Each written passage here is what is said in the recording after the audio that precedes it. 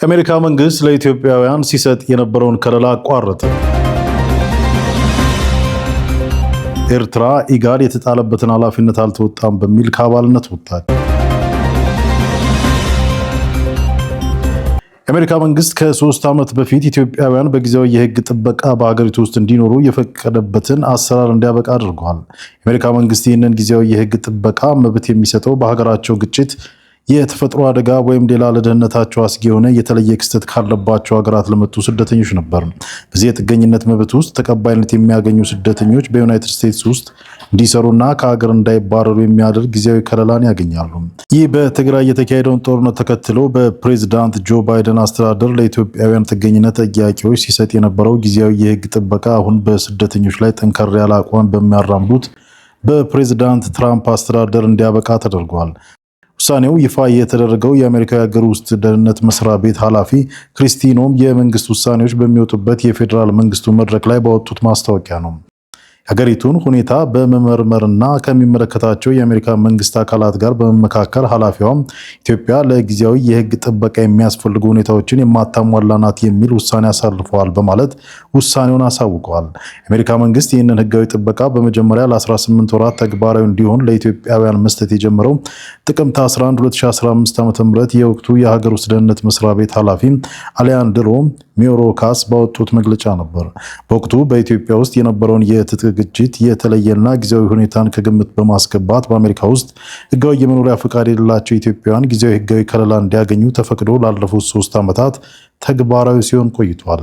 ይህ ጊዜያዊ ህጋዊ ጥበቃ ለኢትዮጵያውያን በተፈቀደበት ጊዜ ወደ 27 ሺህ ይሆናሉ ተብሎ የሚገመቱ ኢትዮጵያውያን ተጠቃሚ ይሆናሉ ተብሎ ይጠበቅ እንደነበር በወቅቱ የሀገር ውስጥ ደህንነት ቢሮም በወቅቱ የሀገር ውስጥ ደህንነት መስሪያ ቤት ቃል አቀባይ ተናግረው ነበር። የዚህ ጥበቃ ተጠቃሚ የሚሆኑት ኢትዮጵያውያን ውሳኔው ይፋ ከመሆኑ በፊት በአሜሪካ ውስጥ ረዘም ላለ ጊዜ የቆዩ መሆናቸውን ማረጋገጥ ይጠበቅባቸው የነበረ ሲሆን ከተጠቀሰው ጊዜ በኋላ ወደ አሜሪካ መግባት ለእድሉ ተጠቃሚ እንደማያደርግ ተገልጾ ነበር።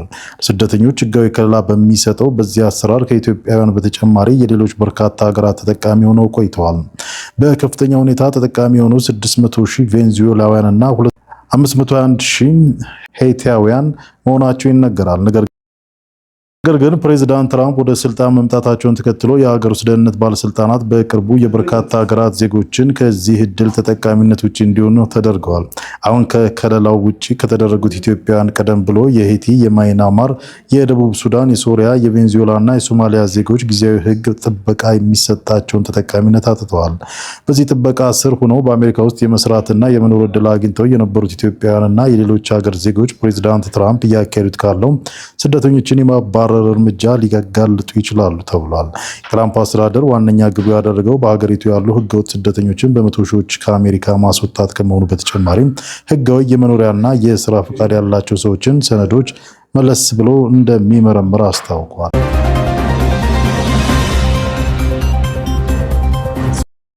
ኤርትራ ኢጋድ የተጣለበትን ኃላፊነት አልተወጣም በሚል ከአባልነት ወጣለች። የኤርትራ መንግስት ራሱን ከምስራቅ አፍሪካ የልማት በይነ መንግስታት ባለስልጣን ኢጋድ አባልነት ማስወጣቱን በወጣው መግለጫ ይፋ አድርጓል። የኤርትራው ማስታወቂያ ሚኒስቴር ታህሳስ 3 2018 ዓ.ም ባወጣው መግለጫ ኤርትራ ከድርጅቱ ለመውጣት መወሰኗን ለኢጋድ ዋና ጸሐፊ በይፋ ማሳወቋን ገልጿል። የኤርትራ ማስታወቂያ ሚኒስቴር ታህሳስ 3 2018 ዓ.ም ባወጣው መግለጫ ኤርትራ ከድርጅቱ ለመውጣት መወሰኗን ለኢጋድ ዋና ጸሐፊ በይፋ ማሳወቁን ገልጿል። ኢጋድ ኤርትራ ከአባልነት መውጣቷን በይፋ ማሳወቋን ተከትሎ ባወጣው መግለጫ ተጨባጭ የሆኑ ተቋማዊ ወይም ፖሊሲ ለውጦች ላይ ለመሳተፍ የሚያስችል ምክረ ሀሳብ ሳታቀርብ ለመውጣት መወሰኗ እንዳሳዘነው ገልጿል።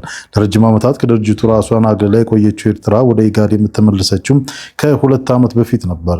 ኤርትራ ከአባልነት ለመውጣት የወሰነችው ኢጋድ የተጣለባትን ኃላፊነት አልተወጣም በማለት መሆኑን በመግለጫው ላይ የተጠቀሰ ሲሆን በተጨማሪም ለአባላቱ ምንም ተጨባጭ ስትራቴጂክ ጥቅም ያልሰጠ ድርጅት ነው በማለት ተችተዋለች።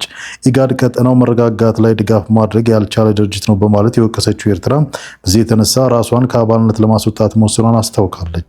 ኤርትራ ከቀጠናዊ ድርጅቱ ኢጋድ ለመውጣቷ መስቀል የሆነ ወቀሳ ከመሰንዘር ባሻገር በመግለጫዋ ላይ በይፋ ለውሳኔዋ ምክንያት የሆኑ ግልጽ ማሳያዎችን አልጠቀሰችም።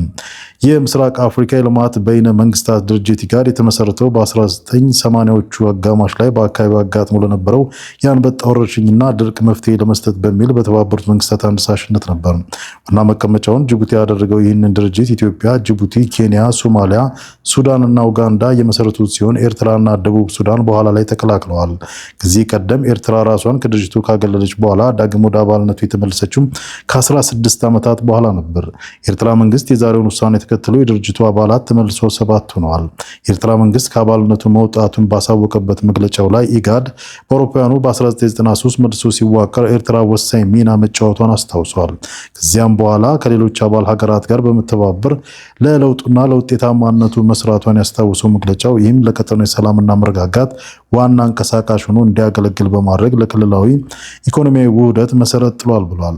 የኤርትራ መንግስት በድርጅቱ ላይ የተሰማውን ቅሬታ ሲገልጽ እንዳለመታደል ሆኖ ከጊዜ በኋላ እና በተለይም ከአውሮፓውያኑ 2005 ጀምሮ ኢጋድ የቀጠናውን ህዝቦች ምኞት ማሳካት ብቻ ሳይሆን በአባል ሀገራት ላይ በተለይም ኤርትራን ለመቃወም መሳሪያ በመሆን ጎጂ ሚና ተጫውቷል ብሏል። ኤርትራ ከኢትዮጵያ ጋርም ደም አፋሳሽ ጦርነት ካደረገች በኋላ በሶማሊያ ውስጥ የሚንቀሳቀሱ ቡድኖችን በህገወጥ መንገድ ታስታጥቃለች በሚል ክስ ማዕቀብ በተጣለባት ጊዜ ኢጋድን ስትወቅስ ነበር።